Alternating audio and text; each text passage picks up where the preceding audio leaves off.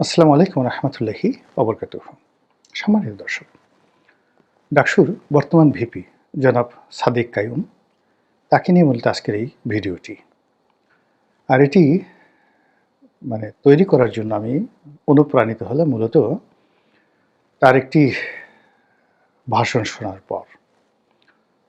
জনাব ওসমান হাদি তিনি আহত হওয়ার পর ডাকসুর পক্ষ থেকে স্বরাষ্ট্র মন্ত্রণালয় ঘেরাওয়ের একটা কর্মসূচি জনাব সাদেক কাইম ঘোষণা করেন এবং সেই কর্মসূচি পালন করতে গিয়ে তিনি সেই মিছিল সহকারে সচিবালয়ের দিকে যান এবং যেহেতু এখন জামাতের খুব সুসময় এবং তিনি জামাতের ভবিষ্যৎ নেতা, ডাকসুর বর্তমান ভিপি, ফলে নজিরবিহীনভাবে সেই মিছিল থেকে তাকে স্বরাষ্ট্র মন্ত্রণালয়ে নিয়ে যাওয়া হয়। স্বরাষ্ট্র উপদেষ্টার সঙ্গে তার বৈঠক হয়। বৈঠকের পরে জনাব সাদিক তিনি একটি সংবাদ সম্মেলন করেন এবং সেই সংবাদ সম্মেলনে স্বরাষ্ট্র উপদেষ্টাকে পাশে দাঁড় করিয়ে তিনি তার পদত্যাগ দাবি করেন এবং তিনি যখন এই কথাগুলো বলছিলেন তিনি ছিলেন নির্লিপ্ত, তিনি ছিলেন ভয়হীন। আর তার পাশে যিনি দাঁড়ানো ছিলেন স্বরাষ্ট্র উপদেষ্টা, সেই ভদ্রলোক ছিলেন অসহায়, দুর্বল, তৃষ্ণার্ত, ভীত এবং সন্ত্রস্ত। তো এই দৃশ্য দেখে আমার কাছে মনে হলো যে জনাব সাদিক কায়েম সম্পর্কে কিছু অ্যানালাইসিস করা দরকার। তিনি সম্ভবত বয়সে আমার যে সন্তান, জ্যেষ্ঠ সন্তান, তার চেয়ে ছোট হবেন। আমার বড় ছেলের চাইতেও তার বয়স অনেক কম হবে। আমি যারা এই প্রজন্মের তরুণ নেতৃত্ব আছেন, জুলাই আগস্ট বিপ্লবের পরে যারা নেতা হয়েছেন, তারা সবাই মোরলেছে আমার সন্তানের বয়সী বা সন্তানের চেয়ে ছোট। ফলে আমি আসলে কখনোই তাদেরকে নিয়ে কোনো নেতিবাচক কথা বলিনি, আগামীতেও বলবো না। সাদিক কায়েম সম্পর্কে আমি কোনো কথা বলিনি। দিস দ্য ফার্স্ট টাইম, এই প্রথম কথা বলবো। কাজে আমি সতর্ক থাকবো যে না আমার কোনো বক্তব্য দ্বারা ব্যক্তিগতভাবে তিনি আহত না হন। এটির মূল কারণ হলো যে তাদের তারুণ্য, সেই তারুণ্যের অনেকগুলো সম্ভাবনা আছে আগামীতে এই দেশকে এগিয়ে নেওয়ার জন্য। হয়তো তাদের দৃষ্টিভঙ্গি, তাদের চালচলন, তাদের জীবনের গতি, তাদের কথাবার্তা নিয়ে আপনার আপত্তি থাকতে পারে, কিন্তু তাদের ইতিবাচক দিকগুলো নিয়ে যদি আলাপ আলোচনা করেন এবং খুব সুকৌশলে তাদের সমালোচনা করেন, তাহলে হয়তো তাদের সেই অগ্রযাত্রা দেশ এবং জাতির কল্যাণের জন্য অব্যাহত থাকবে। আদারওয়াইজ কেবলমাত্র নেতিবাচক সমালোচনার কারণে অনেক সম্ভাবনা নষ্ট হয়ে যায়। আমার জীবনের যখন ক্যারিয়ার শুরু হলো, আমার পেশাগত জীবন শুরু হলো, নতুন ব্যবসা শুরু করেছি, তখন বিমান বাহিনীর একজন প্রধান, তখন এয়ার কমোডর প্রধান বা উপপ্রধান এরকম পদ পদবি ছিল, ভদ্রলোক সম্ভবত এয়ার কমোডর ছিলেন, ব্রিগেডিয়ার পদমর্যাদার। তো তিনি একটা মাল্টিন্যাশনাল কোম্পানিতে বাংলাদেশের প্রধান ছিলেন, সিইও। আমি ভদ্রলোকের সঙ্গে দেখা করলাম, তার কোম্পানির সাথে আমাদের একটা ব্যবসা বাণিজ্যর যে প্রস্তাবনা সেটা নিয়ে। তো ভদ্রলোক আমার কথা শুনলেন এবং তখন তার সঙ্গে দেখা করতে পারাটাই সম্ভবত air commodore mister Azhar, still I could remember his name, air commodore Azhar. তো তিনি হংকংয়ের একটি কোম্পানি, শিপিং কোম্পানি, সেই কোম্পানির সিইও ছিলেন।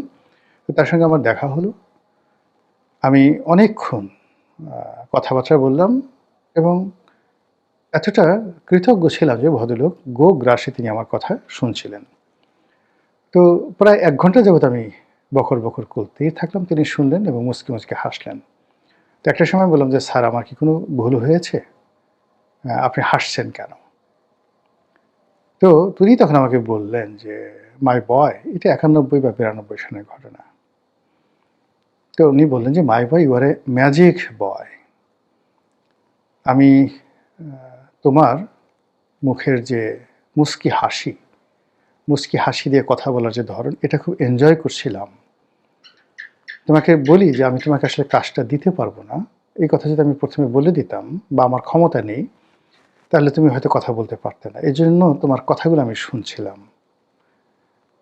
আমি তোমাকে একটা কথা বলতে চাই যে জীবনের কোনো মুহূর্তে, কোনো অবস্থাতেই তোমার যে এই যে স্মাইলিং ফেস, হেসে, হেসে কথা বলার যে ধরন এবং প্রকৃতি, এটা তুমি বন্ধ করো না। পৃথিবীর কোনো শক্তি তোমাকে কখনো স্টপ করতে পারবে না। ঠিক এই কথাটি উনি আমাকে বলেছিলেন। এরপর তিনি আমাকে সম্মান জানিয়ে চেয়ার থেকে দাঁড়িয়ে আমাকে বিদায় জানালেন এবং ওটা আমার জীবনের এত বড় একজন মানুষের কাছ থেকে জীবনের প্রথম এই মাত্রার সম্মান। তো এরকম আরও বহু মানুষের কাছ থেকে সম্মান পেয়েছি এবং সম্মান যখন আমি পেয়েছি তখন আমার কাছে মনে হয়নি যে আজকে আমার জীবনের যে বাস্তব অবস্থা এরকম আমার জীবনে আসতে পারে। কিন্তু ওই যে বড় মানুষগুলো তারা কিন্তু আমাকে ওই সময়টিতে ইতিবাচক কথাগুলো বলেছিলেন বলেই আমি অনেক কাজ করার সুযোগ পেয়েছি, সাহস পেয়েছি। তো এই কারণে তরুণ সম্প্রদায়ের প্রতি আমি সবসময় খুব যাকে বলা হয় আবেগপ্রবণ থাকি এবং তরুণরা যেন আমার দ্বারা আহত না হন সেই ব্যাপারে সর্বদা চেষ্টা করতে থাকি। সাদিক কায়ুম ভিপি হয়েছেন, ডাকসু ভিপি হয়েছেন। আমি যেহেতু কখনো ভিপি হতে পারিনি, তো ভিপি হলে কেমন লাগে, তারপরে ভিপিদের কি হয় ইত্যাদি বিষয়গুলো আমি ওইভাবে বলতে পারবো না।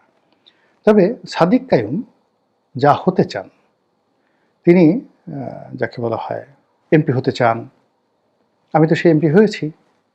তিনি মন্ত্রী হতে চান, আমি মন্ত্রী হইনি, বাট আমার হওয়ার সুযোগ এখনও আছে আর অতীতেও ছিল। ২ নম্বর হলো যে তিনি ধনসম্পদ অর্জন করে সুন্দর একটি সুখী জীবনযাপন করতে চান, সেটা আমি অর্জন করেছি। একটা মানুষের এই বাংলাদেশের প্রেক্ষাপটে যতটুক সম্মানজনক জীবিকার জন্য দরকার আল্লাহ সবই দিয়েছে। তো কাজেই তাকে নিয়ে আমি কথা বলতে পারি, অনেকগুলো কথা বলতে পারি। প্রথমত তিনি এখন যেখানে আছেন এই জায়গাতে তার যে উপস্থিতিটি এটি অভিনব। ইতিপূর্বে এইভাবে আসলে ডাকসুর ভিপি পদে কেউ তার মতো আসেনি। বিশেষ করে এত তরুণ বয়স, আমি জানি না এখন তার বয়স আর নুরুর যখন ভিপি হলেন তার বয়স এই দুয়ের মধ্যে কে বেশি বয়সে তরুণ।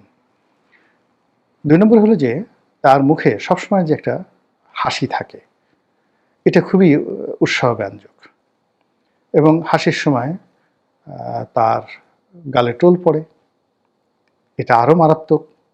মানে বিশেষ করে মেয়েদের প্রেম, তারপরে সমাজে প্রতিষ্ঠা লাভ করা, খ্যাতি অর্জন করা। আপনি শাহরুখ খানের কথা চিন্তা করেন, গালে টোল পড়া ছেলে কিন্তু খুব অল্প হয়। মেয়েদের গালে টোল পড়ে, অনেক মেয়েদের গালে টোল পড়ে, কিন্তু ছেলেদের গালে টোল পড়ে এবং আকর্ষণীয় হাসি, দাঁত, ঠোঁট, চোখ এবং যাকে বলা হয় মুখের ওই যে অভিব্যক্তি যেটি সাদিক কায়েমের আছে, এটির সঙ্গে আপনি দিলীপ কুমার অথবা শাহরুখ খানের যে হাসি অভিব্যক্তির চিন্তা করতে পারেন। এরপরে যেটা হলো যে তিনি এসেছেন একটি প্রান্তিক জনগোষ্ঠী থেকে এবং প্রত্যন্ত অঞ্চল থেকে, একটি পাহাড়ি অঞ্চল থেকে, সম্ভবত খাগড়াছড়ি ওখান থেকে। তার জীবনের যে বিবর্তন, ইসলামী ধারায় তিনি শিক্ষা অর্জন করেছেন, মাদ্রাসায় পড়েছেন, সেখান থেকে ঢাকা বিশ্ববিদ্যালয়ে এসেছেন। তো সেখান থেকে এসে যে প্রক্রিয়াতে তিনি এই জায়গাতে পৌঁছে গেছেন, এটি বাংলাদেশে সাদিক কায়ুম ছাড়া অতীতে কারো জীবনে এরকম ঘটনা ঘটেনি এবং সম্ভবত আগামীতে এরকম ঘটনা ঘটবে না। তিনি শৈশব থেকে ছাত্র শিবির করতেন, ঢাকা বিশ্ববিদ্যালয়ে এসে নিজের পরিচয় গোপন করে ছাত্রলীগের মধ্যে তিনি ঢুকে গিয়েছিলেন এবং ওই অবস্থাতে বিশ্ববিদ্যালয়ের ছাত্ররূপে তিনি প্রধানমন্ত্রী শেখ হাসিনার খাস কামরায় ঢুকে যেতে পেরেছিলেন এবং প্রধানমন্ত্রী শেখ হাসিনার সঙ্গে তার ছবি রয়েছে। তো ছাত্র অবস্থায় এতটা নিখুঁত অভিনয়, এতটা সাহসিকতা এবং এতটা অনবদ্য নৈপুণ্য আমার তো কল্পনাই করা যায় না। আমি তো একেবারে মানে বিসমিল্লাহি আমি ধরা পড়ে যেতাম, 1 মিনিটের মধ্যে আমি ধরা পড়ে যেতাম। তো সেক্ষেত্রে পুরো জমানা সাদিক কায়ুম আওয়ামী লীগের পুরো জমানাটা যেভাবে তিনি কৌশলতা দিয়ে, কর্মকৌশলতা দিয়ে, বুদ্ধিমত্তা দিয়ে, প্রজ্ঞা দিয়ে তিনি আওয়ামী লীগের মধ্যে, ছাত্রলীগের মধ্যে বিলীন হয়েছিলেন, এইরকম ঘটনা বাংলাদেশে ইতিপূর্বে কখনো ঘটেনি। এটি হয়তো মিস্টার পুতিন কেজিবির অভিজ্ঞতা নিয়ে বলতে পারবেন। ভারতের এখন যিনি নিরাপত্তা উপদেষ্টা রয়েছেন অজিত দোভাল, তিনি বলতে পারবেন। আমাদের বাংলাদেশে এরকম মাসুদ রানা আছে গল্পে, বাস্তবে এরকম কোনো লোক নাই, কিন্তু মিস্টার ভ্লাদিমির পুতিন অথবা অজিত দোভাল তারা বিভিন্ন সময় গোয়েন্দা কর্মে তারা যে পারঙ্গমতা দেখিয়েছেন, সাদিক কায়েমের সঙ্গে এই তার যাকে বলা হয় একমাত্র তুলনীয়।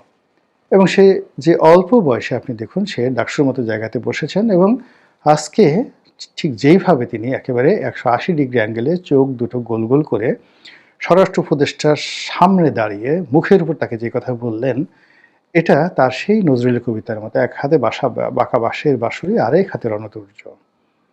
ঠিক সেই রকম। কাজেই যদি পরিস্থিতি অনুকূলে থাকে এবং আল্লাহর গজব নাজিল না হয়, তাহলে জনাব সাদিক কায়ুমের যে ভবিষ্যৎ, সেই ভবিষ্যৎ কেউ স্টপ করতে পারবে না। তিনি যদি জামাত ক্ষমতায় আসে, তিনি এমপি হবেন, মন্ত্রী হবেন, জামাতের আমির হবেন, এমনকি আমিরুল মুমিনিন হবেন। তার যদি মতিভ্রম না হয়, তার এই কৌশল যদি অব্যাহত থাকে, ভবিষ্যতে আওয়ামী লীগ যদি আবার ফিরে আসে তাতেও তার অসুবিধা হবে বলে আমি মনে করি না। শুধুমাত্র ইমানটা তার ঠিক রাখতে হবে। ইমানটা যদি ঠিক থাকে তাহলে কোথাও তার অসুবিধা হওয়ার কথা নয়, আর কর্ম যদি স্বাভাবিক থাকে। তো যার জন্য জনাব সাদিক কায়ুম আমার এই ভিডিওর মাধ্যমে আমি শুধু জামাতে যারা লোকজন আছেন তাদেরকে আমি বলতে চাই যে এই যুবককে আপনারা ধারণ করুন, নার্সিং করুন, তার কর্মকৌশলতাকে কাজে লাগান এবং তাকে আমিরের চেয়ার পর্যন্ত পৌঁছে দিন। আমিরের চেয়ার পর্যন্ত পৌঁছে দেওয়ার দায়িত্ব আপনাদের, বাকিটা দেখবেন যে সে অর্জন করে নিয়েছে। মহান আল্লাহ আমাদের সবাইকে হেদায়েত দান করুন এবং হেফাজত করুন। আসসালামু আলাইকুম ওয়া রাহমাতুল্লাহি ওয়া বারাকাতুহু।